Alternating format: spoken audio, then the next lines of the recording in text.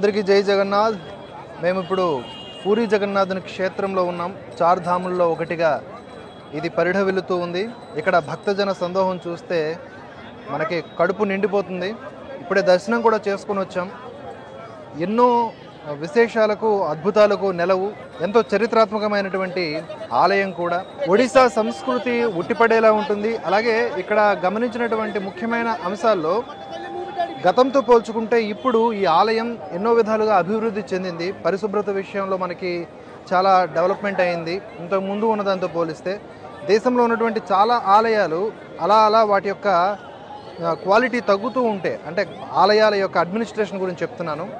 ఇక్కడ మాత్రం administration structure చాలా బాగుందనిపిస్తోంది. ఆలయ ప్రాంగణం లోపల బయట ఎక్కడ చూసినా కూడా చాలా నీట్గా ఉంది. మేమందరం కూడా దాన్ని ఫీల్ అయ్యాం. ఒకసారి మీరు చూడొచ్చు చుట్టూతో ఉన్నటువంటి వాతావరణం ఎంత ఆహ్లాదకరంగా ఉందో. మేము పొద్దున్నే ఇక్కడికి రావడం జరిగింది.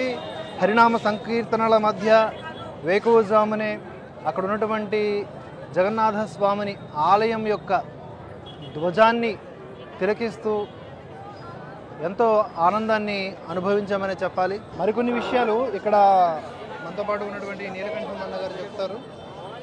జై జగన్నాథ్. ముఖ్యంగా మనకి ఆంధ్రాకి అతి దగ్గరలో ఒరిస్సా రాష్ట్రంలో నెలకొన్న అతి పెద్ద పవిత్రమైన అతి పురాతనమైన పూరి జగన్నాథ్ ఆలయం గురించి ప్రతి ఒక్కరికి తెలుసు. ముఖ్యంగా మనకి పూరి జగన్నాథ్ ఆలయం అని పేరు వస్తే ఫస్ట్ మనకి జగన్నాథుడి తాలూకా రథయాత్ర మనకు గుర్తొస్తుంది. ఫస్ట్ మనకి రథయాత్ర, జగన్నాథుడు రథయాత్ర అంటే ప్రపంచం అందరికీ తెలుసు. ప్రపంచమంతటా ఖచ్చితంగా అది చేస్తారు. అది ఈ పురవీధుల నుంచి, ముఖ్యంగా అదే మెయిన్ ఎంట్రన్స్ నుంచే స్వామివారిని తీసుకొచ్చి ఈ పురవీధుల నుంచి స్ట్రైట్గా గుండీచా అని చెప్పి ఒక ఆలయం ఉంటుంది. ఆ ఆలయంలోకి తీసుకెళ్తారు. అక్కడ కొన్ని రోజుల నుంచి మరి తీసుకొస్తారు. అది జగన్నాథ రథయాత్ర. ప్రపంచంలో ప్రతి ఒక్కరికి తెలియపోయిన విషయం, కానీ మన ప్రేక్షకులకు కొంత మనం చెప్పాలి. కాబట్టి ఈ జగన్నాథుడి గురించి, ఈ జగన్నాథ యాత్ర గురించి మనం ఇంకా చాలా విషయాలు మనం చెప్పుకుంటాం. ఉదయం మనం తెల్లవారు రాగాన ఆ వైబ్రేషన్స్ మీకు ఎలా అనిపించింది? చాలా బాగుంది. ఇక్కడ ఏంటంటే నాకు చెప్పాను కదా, ఇతర ఆలయాలతో పోల్చుకుంటే ఇక్కడ ఉన్నటువంటి తేడా ఏంటి అంటే, ఇక్కడ ఏమి విఐపికి స్పెషల్ దర్శనాలు అలాంటి అందరికీ ఒకేలాంటి దర్శనం. స్వామివారు ఎంత బాగా ఇక్కడ సాక్షాత్కరిస్తూ ఉంటారంటే, గర్భగుడికి సమీపంలోకి వెళ్ళంగానే మనకు ఆయన వచ్చావా అన్నట్లుగా ఆయన చూపులు మన మీద పడతాయి. మనం కూడా తెలియకుండానే అసంకల్పితంగానే మన చేతుల్ని ఇలాగా పైకెత్తి జై జగన్నాథ్ అని అంటాం. అంత అద్భుతమైనటువంటి ఫీలింగ్స్ ఇక్కడ మనకు వస్తాయి. ప్రతి ఒక్కరు, ప్రతి సనాతన ధర్మ వారసులు కూడా చార్ధాముల్లో అత్యంత పవిత్రమైన ప్రముఖమైనటువంటి పూరి జగన్నాథుడి ఆలయాన్ని దర్శించుకోవాల్సిన అవసరం ఎంతైనా ఉంది. ఫ్రెండ్స్తోనో ఫ్యామిలీస్తోనో ఏదో ఒక టైం మనం కేటాయించుకొని ఒకసారి వస్తే గానీ మేము మాటల్లో చెప్పేది అసలు మేము చెప్పేది ఎంత వర్ణించినా కూడా తక్కువే అవుతుంది. మరికొన్ని ప్రధానమైన విషయాలకు వెళ్తే, లోపల జగన్నాథుడి ప్రధాన ఆలయంలో బలరాముడు, సుభద్ర, జగన్నాథుడు దర్శనమిస్తారు. చుట్టూ ఉపాలయాలు దాదాపుగా 25 పైచులకు ఉన్నాయి. ప్రతి ఒక్క ఆ ఉపాలయానికి కూడా, అంటే మిగతా ఆలయాల్లో ఉపాలయాలు ఉంటాయి ప్రతి ఆలయానికి, కానీ ఇక్కడ ఉన్నటువంటి ఉపాలయాలకు కూడా ప్రాశస్త్యం ఉంది. చిన్న గోపురాల మాదిరి ఉన్నటువంటి అమ్మవార్లకు, అయ్యవార్లకు కూడా కొంత చరిత్ర ఉంది. సో అది కూడా మేము చూసాం. లోపల ఒక గైడ్ని మేము పెట్టుకోవడం జరిగింది. ఆయన చక్కగా దాన్ని విశ్లేషణ చేశారు. మీరు కూడా ఏదైనా తెలియని క్షేత్రానికి, పూరి లాంటి క్షేత్రానికి వస్తే కనుక ఇక్కడ భాష అవన్నీ కూడా ఇబ్బంది అవుతుంది. కాబట్టి ఒక గైడ్ని పెట్టుకుంటే ఇంకా చక్కగా డీటెయిల్డ్గా మీకు అనాలిసిస్ చేస్తారు. ఇంకోటి ముఖ్యంగా మనకేంటంటే, దిలీప్ మీకు ఐడియా ఉంది కదా, గతంకి ఇప్పటికీ పూరి జగన్నాథ స్వామి టెంపుల్ కానీ పూరిలో ఉన్న పండితుల మీద మనకి కొంత అవగాహన లోపం ఉంటుంది. అంటే చాలామంది రకరకాలుగా మనకు అంటుంటారు, ఇక్కడ నీట్నెస్ ఉండదని, లేకపోతే ఇక్కడ పండితులు అందరూ మనల్ని డబ్బులు అది అంటుంటారని. అది ఏమైనా మనకు కనిపించింది, ఒకవేళ ఉండేదేమో కానీ ఇవాళ మనం స్వయంగా మేము ఎక్స్పీరియన్స్ చేసాం కాబట్టి అట్లాంటిది ఊహాగానాలు ఎవరైనా చేసి ఉండొచ్చు, కానీ అలాంటి బ్యాడ్ ఎక్స్పీరియన్స్ అయితే మేము ఇప్పుడు మాత్రం చూడలేదు. ఒకసారి చూస్తే మీరు ఎటువైపు మీరు కెమెరా ఫ్రేమ్ ఎటువైపు పెట్టుకున్నా కూడా ఎంత నీట్గా ఉంది. ఇక్కడ రోడ్స్ కానీ లోపల ఆలయం కానీ, అంటే లోపల మనకి గైడ్ చెప్తున్నప్పుడు స్వామివారికి ఎన్నిసార్లు భోజనం పెడతారు, పైన ధ్వజారోహణము ఎన్నిసార్లు జరుగుతుంది, ఏదైతే ఆహార పదార్థాలు ఉన్నాయో అంటే ఇక్కడ స్వామివారి కంటే స్వామివారు ఇక్కడ ఎలా అంటే ఇది 4 ధామాల్లో ఒకటైనటువంటి ధామం పూరి ధామం. ఈ భగవంతుడు ఎలా అంటే ఇక్కడ భోజనాలకు ప్రతిదీ పూరి. అలానే రామేశ్వరం వెళ్ళి భగవంతులు వారు స్నానాలు చేస్తారు. స్నానం చేసి అక్కడ నుంచి బద్రీనాథ్ ధామంలో వెళ్ళి ధ్యానం చేస్తారు. బద్రీనాథ్ నుంచి పూరి వచ్చి భోజనం చేస్తారు. పూరి నుంచి ద్వారకా వెళ్ళి అక్కడ శయనం చేస్తారు. అంటే మన భాషలో చెప్పాలంటే భగవంతులు వారు రెస్ట్ తీసుకుంటారు. ఇది ఈ 4 ధామ్ల యొక్క మధ్యలో ఉన్న లింక్. తర్వాత లోపల ఈ మనం పూరి జగన్నాథ్ గురించి చెప్పాలనుకుంటే మొదటిది నీలకంఠం అన్నగారు చెప్పినట్టు రథయాత్ర. అది ప్రపంచానికే తెలుసు. ప్రపంచం మొత్తంలో మనకి అతిపెద్ద సాంస్కృతిక కార్యక్రమం అనుకున్నా, లేదంటే ఒక పెద్ద యాత్ర, హిందూ ధర్మంలో ఉన్న అతిపెద్ద యాత్రల్లో మన దేశంలో చూసుకుంటే 2 ఉన్నాయి.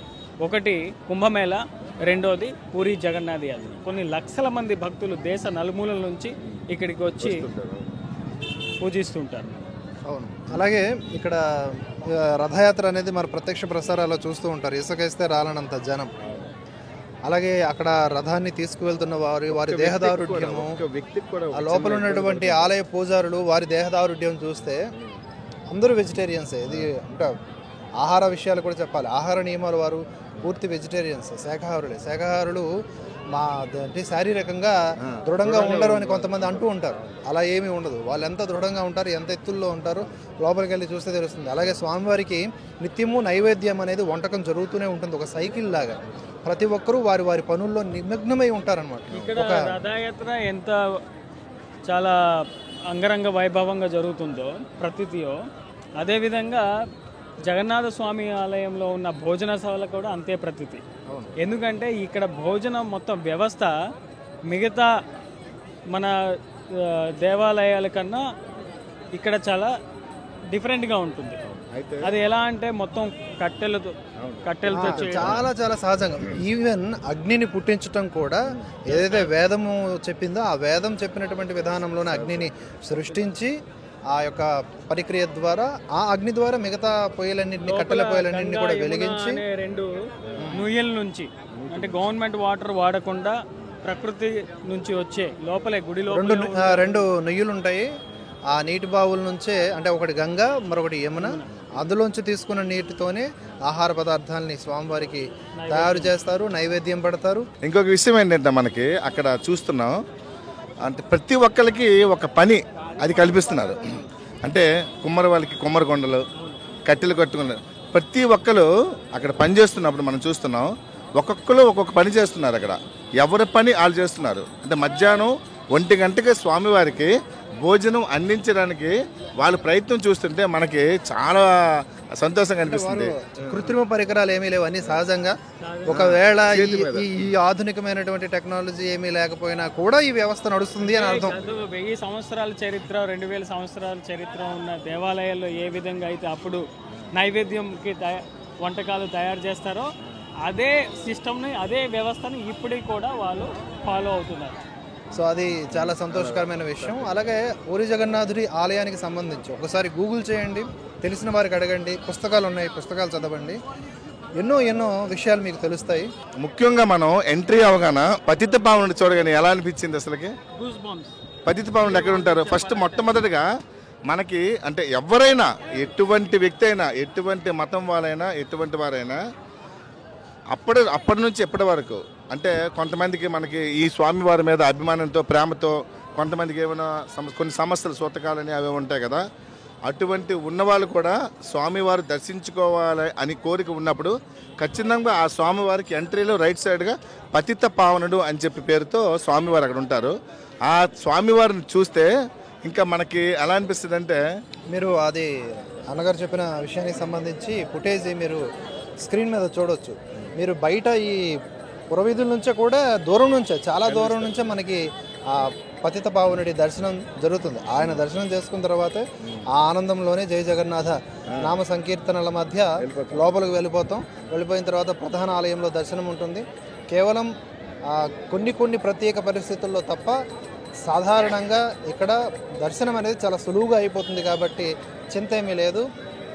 కాకపోతే దర్శనం అయిపోయిన అనంతరం ఉపాలయాల సందర్శనము కాస్త ఓపిక పట్టి అది చేయాల్సిన అవసరం ఉంది. అలాగే ఈ క్షేత్రం చుట్టూ ఉన్నటువంటి మరికొన్ని ఆధ్యాత్మిక క్షేత్రాలు కావచ్చు, ప్రత్యేక ప్రాంతాలు కావచ్చు, ఊర్లు కావచ్చు, వాటికి సంబంధించి కూడా మేము వ్లాగ్స్ రూపంలో మీకు తెలియజెప్పే ప్రయత్నం చేస్తాం. అలాగే ఇక్కడ మేము అబ్జర్వ్ చేసినటువంటి మరో విషయం ఏంటంటే పరిక్రమ అనే కార్యక్రమం నిన్ననే జరిగింది. 800 ఏండ్ల క్రితం ఇది జరిగేది. ఆ తర్వాత జనారణ్యం ఎక్కువ అవడంతో ఈ ఆలయం చుట్టూతా కూడా షాపులు కమర్షియల్గా ఎక్కువగా ఆక్యుపై జరిగిపోవడం జరిగింది. ఆ తర్వాత పరిశుభ్రత లేకపోవడం జరిగింది. సో గవర్నమెంట్ చాలా ప్రెస్టీజియస్గా ఈ ప్రాజెక్ట్ని తీసుకొని సుమారుగా ఒక 500-600 కోట్ల రూపాయలు ఖర్చు పెట్టి ఈ పరిక్రమ కోసం ఏదైతే వెసులుబాట్లు చేయాలో, సుందరీకరణ చేయాలో, వసతులు నెలకొల్పాలో అవన్నీ కూడా పూర్తయ్యేలా చేసింది. అందువలనే ఇంకొంచెం ఎక్కువ అందంగా శోభాయమానంగా మనకు కనిపిస్తూ ఉంది. ఆల్రెడీ భక్తులు ఇక్కడ పరిక్రమ కూడా స్టార్ట్ చేశారు. చాలా ఆలయాలకు ఉన్నట్లుగానే ఈ ఆలయం చుట్టూ కూడా ప్రదక్షిణ చేసేటటువంటి సౌకర్యమే పరిక్రమ అంటే.